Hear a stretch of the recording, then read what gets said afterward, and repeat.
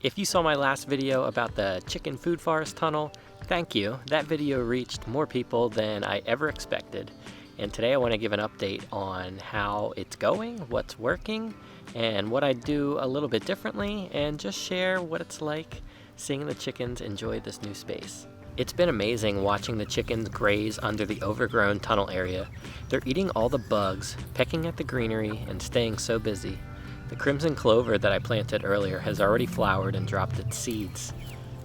I'm hoping it'll reseed in spots on its own, and I may have to section off parts of the tunnel at times just to let the regrowth happen. This tunnel has been such a blessing during this heat wave. I haven't even measured the temperature, but you can just feel the difference, the shade from all the branches and leaves, making it noticeably cooler for the chickens in the tunnel. It just makes so much sense to have them out here in an area that normally would be overgrown with weeds. Now they're keeping those weeds in check and getting extra nutrition at the same time. I love using systems like this that work with nature instead of against it. It's so fun watching them scratch and dig and hunt for little things to eat. And honestly, it keeps them entertained. Chickens get bored really easily in a static run, but this tunnel gives them another 100 feet of space to explore, and you can tell how much happier they are. Another thing I realized is they seem to spend their most time in this new addition to their tunnel, and I think I know why. The older section has been extensively worked by our older hens, but this new back section has been untouched, almost like a forest floor. The leaves fall from the trees every year and cover the ground, creating a natural forest floor where things decompose, bugs congregate, and weeds and other perennial plants thrive. This is where the chickens want to be. This is where they would be if they were out in nature, only in this system, they aren't at risk of being attacked by aerial predators.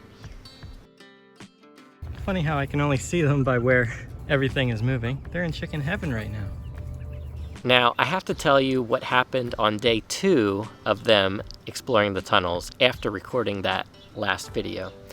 I noticed there was a weak spot in the fencing right at the end of the new extension of the tunnel.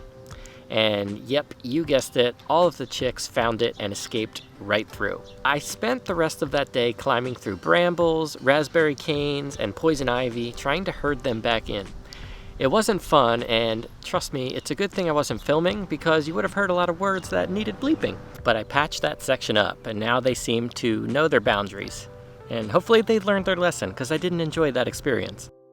So I had an eventful morning chasing all 12 of my baby chicks. They got out of a hole in the chicken tunnel. Luckily, they all made it back in. I'm just a little bit sweaty and tired after doing that, so probably not going to put them back in there until maybe another month. They need to get fatter because they fit through a gap, a hole, and it's just wide open for them to get out. So Dad, they all just made it back in from playing out in their tunnel all day and nobody escaped.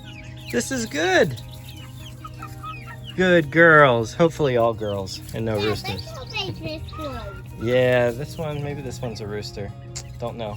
These chickens have grown so much in the last 2 months since they were hatched. I'm hoping we have at least 10 hens, but realistically, I think we might have about 6 or 7 hens and 3 roosters. I'll know for sure when we start hearing some crows. I typically don't keep roosters for too long. I value my sleep, and I'm sure my neighbors do too. So when I want to hatch more chicks, I'll just keep the rooster alive just long enough to let them fertilize the hen's eggs, so I can hatch more eggs before we harvest that rooster for meat. This tunnel system has been a game changer, and honestly, I wish I'd done it years ago. And I want to mention, most of the comments on my last video were so kind, and they were so supportive, and I'm so appreciative of all the support that video got and how it took off. But of course, there's always one person who says I wasted their time and the video wasn't what they expected. Of course, there's always one person who says I wasted their time because I didn't show how to feed chickens solely from the run.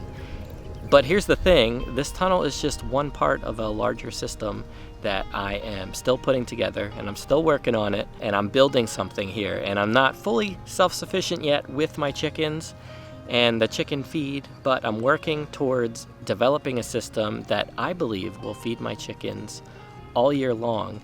and that includes a chicken garden, the chicken tunnels, and other things. Now, I make these videos because I'm excited. I love having the chickens, and I want to inspire other people that might have small backyards like ours and show them just what is possible even with a small acreage. You could still do a lot with your animals and grow a lot of food. So stay tuned, because I'll be sharing a lot of updates on the chicken garden as it grows and progresses throughout the season here. I'll be sharing more ways to feed your chickens naturally, frugally, and with systems that work with nature. If you're enjoying this series on the chicken tunnels, please give this video a thumbs up and subscribe if you haven't already. I'd really appreciate that as well. I'd love to hear what you guys are doing at home with your chickens, so let me know in the comments down below what you're doing, if you've implemented any chicken tunnel systems or anything like that down below. Love to hear it. Leave a comment down below. Thanks for watching, and we'll see you in the next video.